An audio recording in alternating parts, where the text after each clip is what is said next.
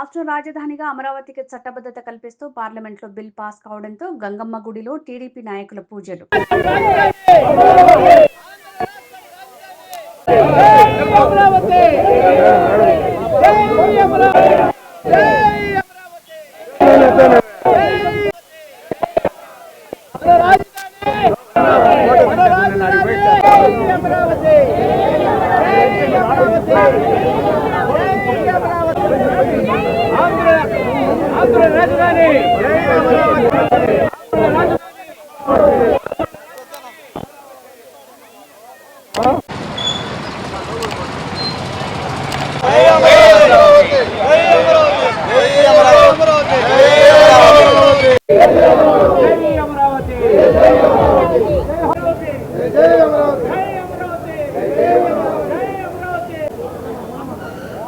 ఉండుగా ఆడే ఉండుగా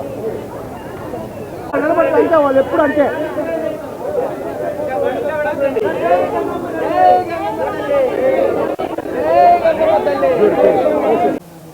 జై గంగమ్మ తల్లి, జై గంగమ్మ తల్లి, గంగమ్మ తల్లి.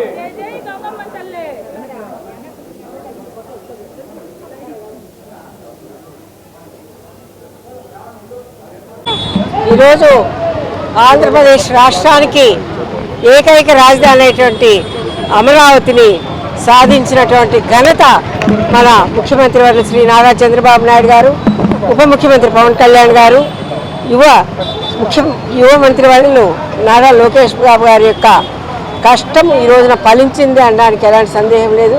వీరికి మరి మన ఎన్డీఏ కూటమి ప్రైమ్ మినిస్టర్ ప్రధానమంత్రి అయినటువంటి మోడీ గారి యొక్క సహకారాలతో ఈ రోజున అమరావతిని శాశ్వతంగా ఆంధ్రప్రదేశ్ రాష్ట్రానికి రాజధాని చేసుకోవడం జరిగింది. ఏదైతే విభజించినప్పుడు రాజధాని లేని రాష్ట్రం ఏదైనా ఉందంటే అది ఆంధ్రప్రదేశ్ రాష్ట్రంగా ఉండింది.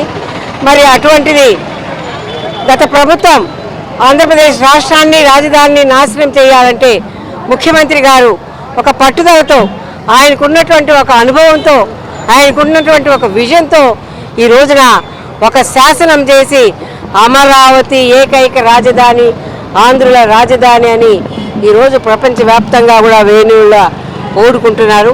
అటువంటి ఘనత సాధించినటువంటి మన కూటమి నాయకులందరికీ కూడా మరి ఈ దీంట్లో భాగస్వాములైనటువంటి అందరికీ కూడా ఏదైతే ప్రజా రాజధాని కావాలని ప్రజలందరినీ ఆనాడు శంకుస్థాపనలో భాగస్వాములు చేశారో వారందరూ రైతులు, మహిళలు అందరూ కూడా 33,000 ఎకరాల భూమినిచ్చి మరి అక్కడ ఒక అత్యున్నత ప్రపంచంలోనే ఒక అత్యున్నత రాష్ట్రంలోని రాజధాని నెలకొల్పాలని చేస్తున్నటువంటి సంకల్పానికి ఈరోజు శాసనం చేయడం, రానున్న రోజుల్లో మరి దాన్ని పూర్తి చేసి ప్రతిపక్షం నోర్లు మూయించే విధంగా కూడా ఉంటుందని వారికి తెలియజేస్తూ, వారు ఏదేదో ప్రేలాపనలు పేలుతున్నారు, శ్మశానాలు అన్నారు, అదన్నారు, ఇదన్నారు. కానీ వారు ఈరోజు కూడా మరి అది పేరే ఎవరికి తెలియనటువంటి పేరు, అది ఎక్కడి నుంచి వచ్చిందో మరి లాటినో గ్రీకో ఏమో తెలియదు. కానీ ఆంధ్రప్రదేశ్ రాష్ట్రంలో నివసిస్తూ ఆంధ్రులకి తెలుగు వారికి అర్థమయ్యే విధంగా రాజధాని పేరు ఉండాలి. కానీ అలాంటి ఏదో మరి ఆ పేరే అసలు అర్థం కానటువంటి ఆ పిచ్చి సైకో ప్రభుత్వానికి తోచినటువంటి ఆ పేరుని ఈ రోజున తీసుకురావడం అనేది ఆ సైకో ప్రభుత్వానికి ఒక మచ్చగా తీసుకొచ్చిందని కూడా తెలియజేస్తూ, తప్పకుండా ఆంధ్రప్రదేశ్ రాజధాని అమరావతి అజేయంగా నిలుస్తుందని మేమంతా కూడా తెలియజేస్తూ, ఈ రోజున గంగమ్మ గుడిలో మరి ఆమెకు ఏదైతే కోరుకున్నామో ఆ రోజుల్లో ఆ కోరికను ఈరోజు తీర్చినందుకు ఆమెకు మొక్కులు చెల్లించుకొని ఆమెకు కూడా మరి కృతజ్ఞతలు, ధన్యవాదాలు తెలుపుతున్నాను. ధన్యవాదాలు. అందరికీ అమరావతికి చట్టబద్ధత కల్పిస్తూ ఏదైతే కేంద్ర ప్రభుత్వం పార్లమెంటు అదే రాజ్యసభలో తీసుకున్న నిర్ణయాన్ని హర్షిస్తూ ఈరోజు తిరుపతిలో తాతాయగుంట గంగమ్మ దేవాలయం వద్ద తిరుపతికి చెందిన అందరూ కూడా ఈరోజు ఘనంగా కూడా అమ్మవారికి పూజలు జరుపుకునే కార్యక్రమంలో పాల్గొనడం జరిగింది.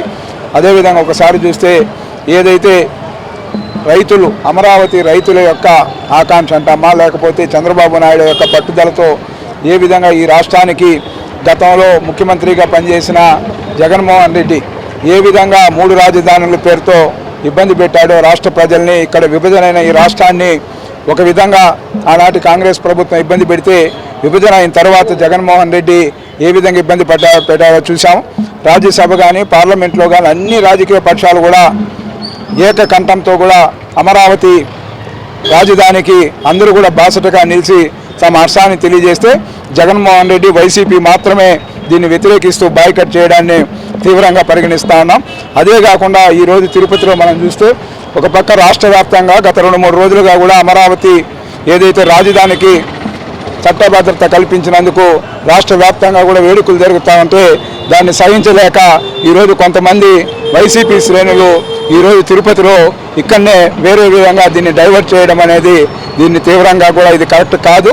కాబట్టి ఈరోజు రాజధాని దీనికి సంబంధించి ప్రతి ఒక్కరు కూడా అన్ని వర్గాల ప్రజలు కూడా అధికారులు కావచ్చు, వ్యాపారవేత్తలు కావచ్చు, ప్రజాప్రతినిధులు కావచ్చు, రాజకీయ పక్షం అందరూ కూడా ఈరోజు హర్షాన్ని తెలియజేస్తూ చంద్రబాబు నాయుడు గారి ముందు చూపు, అదేవిధంగా ఈరోజు పవన్ కళ్యాణ్ గారు మీరు చూస్తూ ఉన్నారు బాసటగా నిలుస్తామని ఇచ్చిన మాటకు అనుగుణంగా కూడా ఈరోజు అన్ని విధాలుగా కూడా సహకరిస్తూ ఉన్నారు.